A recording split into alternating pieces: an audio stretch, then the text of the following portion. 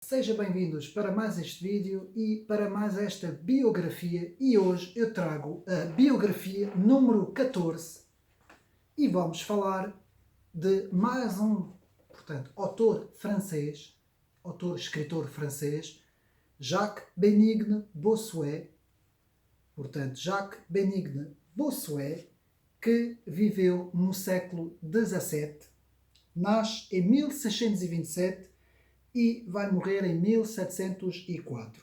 Mas quem foi Jacques Benigne Bossuet e qual a sua importância, na história da França e também na história do mundo?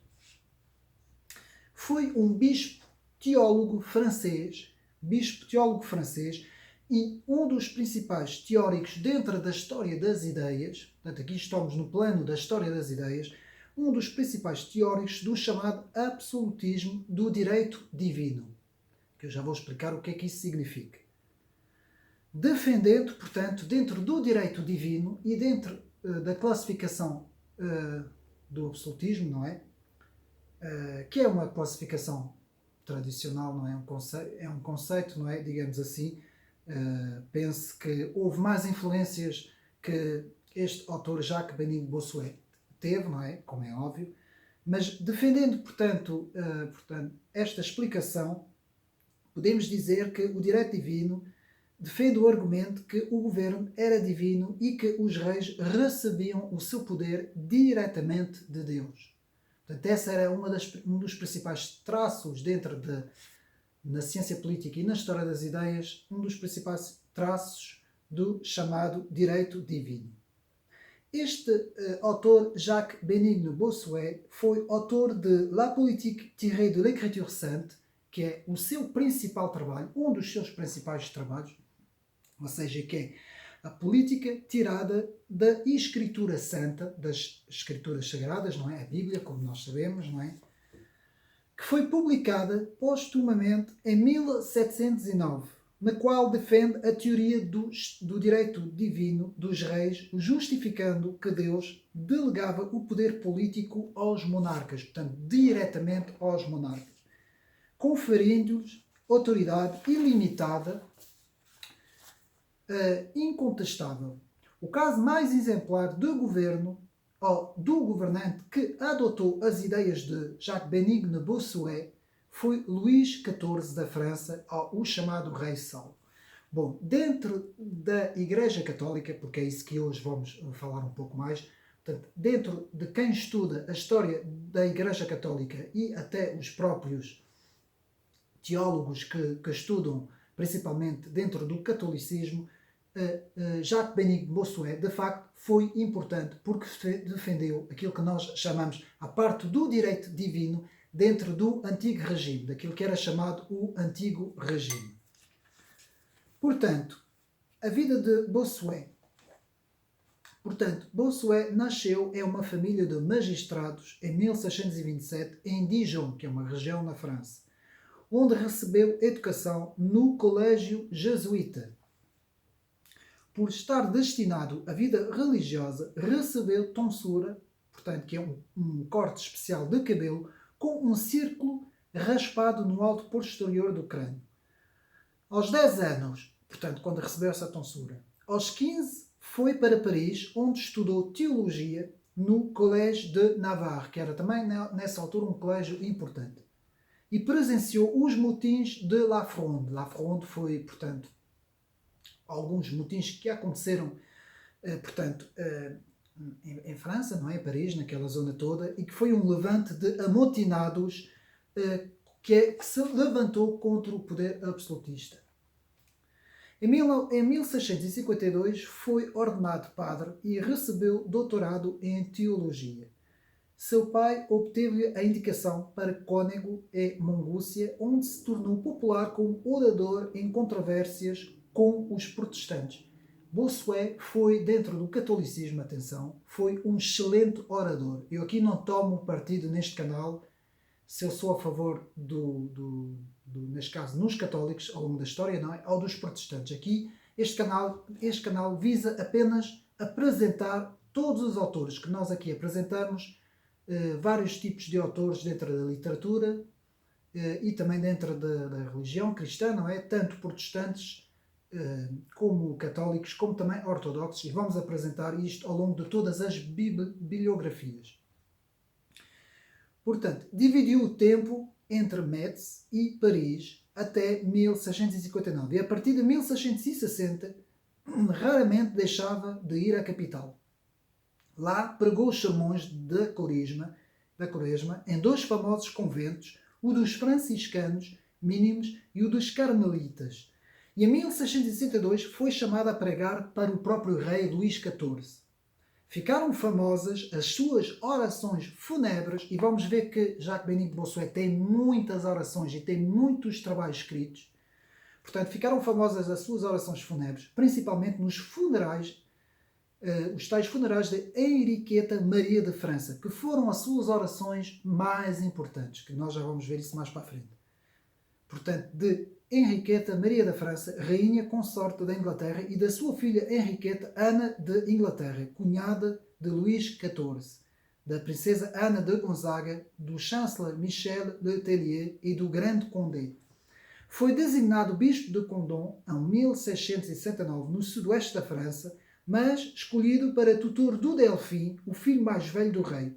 Renunciou ao bispado e ingressou na corte, onde teve a oportunidade de aperfeiçoar seus conhecimentos e integrar-se na política. Bossuet também integrou-se muito na política, uma parte importante na política. Eleito para a Academia Francesa, a grande Academia Francesa, que foi fundada, como sabemos, por Richelieu, foi também nomeado conselheiro do rei. Foi designado bispo de Meaux em 1681 e deixou a corte. Embora mantivesse amizade com o Delfim e o rei, foi um bispo dedicado, pregando e ocupando-se da organização da caridade. Portanto, ele tem uma importância também muito grande nos aspectos sociais, não é, daquele tempo. Poucas vezes deixando sua diocese. Bossuet estava tão integrado ao absolutismo do reinado de Luís XIV que chegou ao extremo de definir como herético qualquer um que tivesse opinião própria. Ao contrário, foi o formulador da ideologia gaulesa ou galicana que estabelecia certos direitos do rei contra o Papa. Ele era tão defensor do direito absoluto que, na controvérsia entre os galicanos e os montanheses, ou ultramontanos, ele se opôs aos ultramontanos. Uma questão que sempre fora polémica. Portanto, temendo uma cisão dentro da igreja entre os partidários do rei e os ultramontanos, que também chamavam-se montanheses, a não confundir com o outro grupo na Revolução Francesa, dos jacobinos, não é? A alusão a estar a sede da igreja além dos Alpes, que consideravam os poderes do Papa supremos e inatacáveis, mesmo em solo francês. Daí o seu partidarismo para o galicanismo. Promoveu uma Assembleia Geral do Clero francês entre 1781 e 1682, cujo documento final redigiu e no qual ficou definido que o Papa era autoridade somente em matéria religiosa. Não podia deixar de se envolver também em outras questões igualmente contemporâneas, como o jansenismo, da escola de Port-Royal, a doutrina de que a salvação é uma graça concedida apenas a alguns, e o quietismo, que é uma forma, portanto, de misticismo, de contemplação passiva e abandono à presença divina, pregada pelo arcebispo de Cambrai, François Fénelon, um muito conhecido François Fénelon, condenado em Roma em 1699. Contra Fénelon escreveu Instruction sur les états d'oraison, de 1687, Instruções sobre os estados de oração, e Relation sur le quiétisme, Relação sobre o quietismo, 1698. Também atacou violentamente o teatro francês como sendo um teatro imoral no seu trabalho Maximes et Réflexions sur la comédie, Maximes et Réflexions sur la comédie, portanto 1694, Máximas e Reflexões sobre a Comédia. Seu livro Política tirada das Santas Escrituras, 1679, para mim é o principal trabalho, conjunto com outro que eu já vou dizer, publicado postumamente em 1709, valeu a reputação de teórico do absolutismo, como já vimos. Nessa obra, ele desenvolve a doutrina do direito divino, segundo a qual qualquer governo formado legalmente expressa a vontade de Deus e é sagrado, e qualquer rebelião contra ela é criminosa. Em contrapartida, o soberano deve governar seus súditos como um pai à imagem de Deus, sem deixar afetar pelo poder político. Escreveu também exposições à fé católica e história das variações da Igreja protestantes e o seu segundo livro que eu disse que eu ia falar, que aliás foi o trabalho que eu li, porque eu não li Política tirada das Santas Escrituras, mas o seu segundo trabalho, Discurso sobre a História Universal, foi o trabalho que eu li e devo de dizer que é um trabalho excelente, bastante, com bastante, como é que eu posso dizer, cultura, digamos assim, com bastante material histórico dentro deste livro e um trabalho também dentro da apologética católica muito bem desenvolvido pelo Jacques Benino Bossuet. Portanto, Jacques Benino Bossuet morreu em Paris a 2 de abril de 1704 e encontra-se sepultado na Catedral de Saint-Étienne-de-Mont e Seine-et-Marne, que aliás é a região que eu vivi e que eu nasci e que eu vivi. Portanto, na Ilha de France, a chamada Ilha de France. Portanto, aqui podemos ver a obra de Bossuet, vou tentar ver se conseguem ver, portanto, no original, não é? O seu trabalho, portanto, œuvre, que nós vamos ver agora o que é que isso significa, e vamos agora, então, aos seus principais trabalhos. Portanto, eu vou tentar ver se eu consigo, portanto, deixe-me ver, porque isto são muitos, mas eu consigo fazer a tradução, portanto, Méditation sur la breveté de la vie, 1648, Meditação sobre a brevidade da vida, Réfutation du catéchisme de Paul Ferry, portanto, refutação do catecismo de Paul Ferry, 1655, Oraison funèbre de Yolanda Monterbry, 1656, oração fúnebre de Yolanda de Monterbry,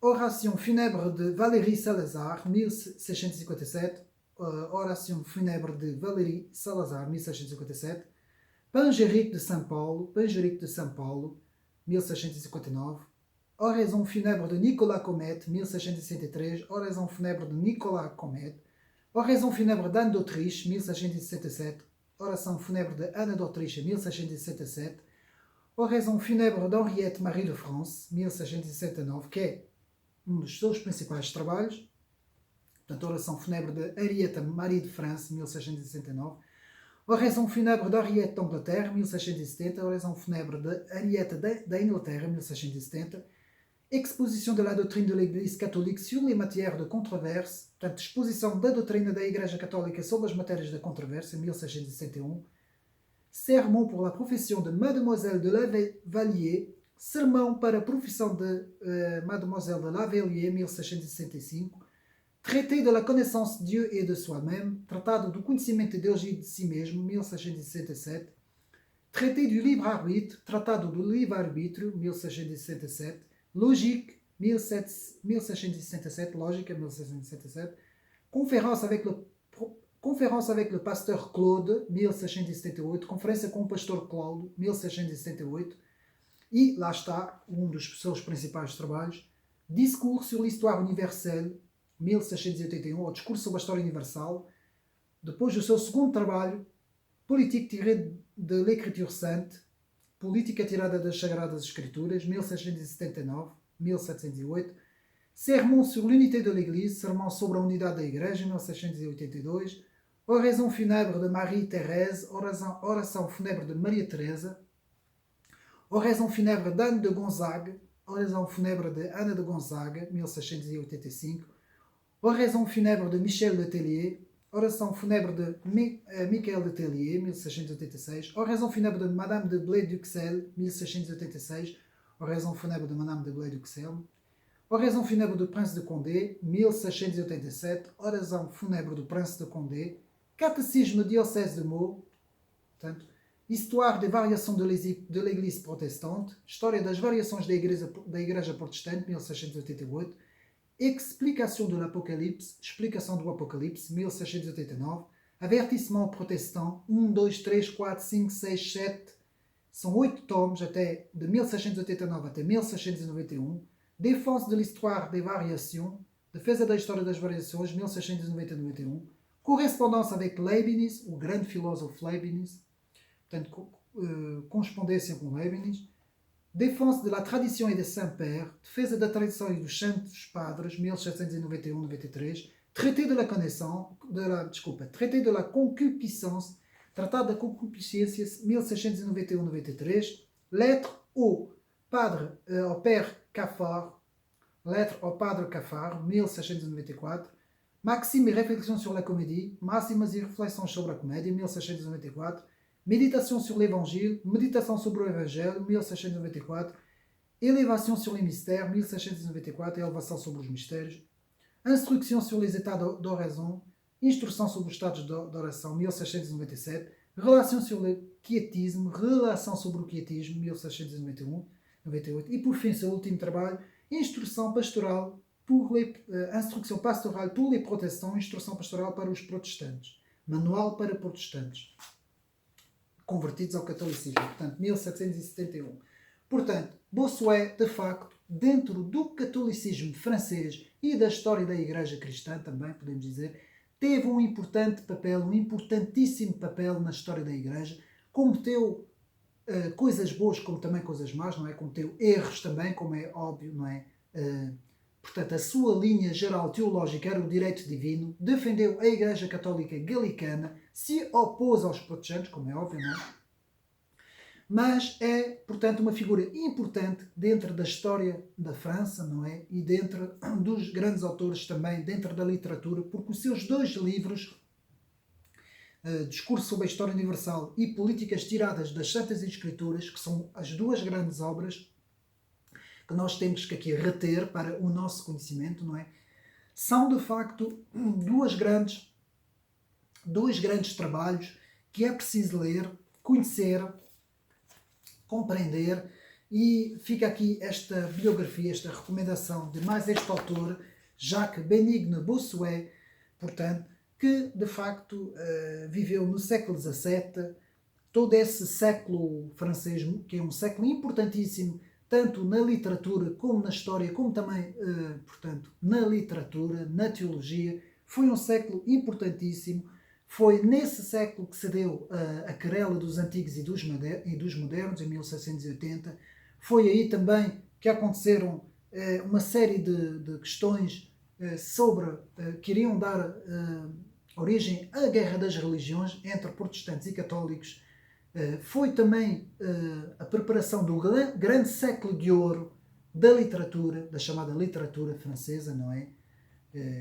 Que podemos dizer que se dá no século XVII, começa no final do século XVI e depois dá-se no século XVII, e todo o século XVII francês será o século de ouro da literatura, com grandes autores, que nós temos estado aqui também a ver e vamos ver nessas biografias que eu estou a fazer, e depois preparou para o século XVIII, preparou o advento da Revolução também e da filosofia dos clássicos das luzes, não é? dos chamados filósofos das luzes.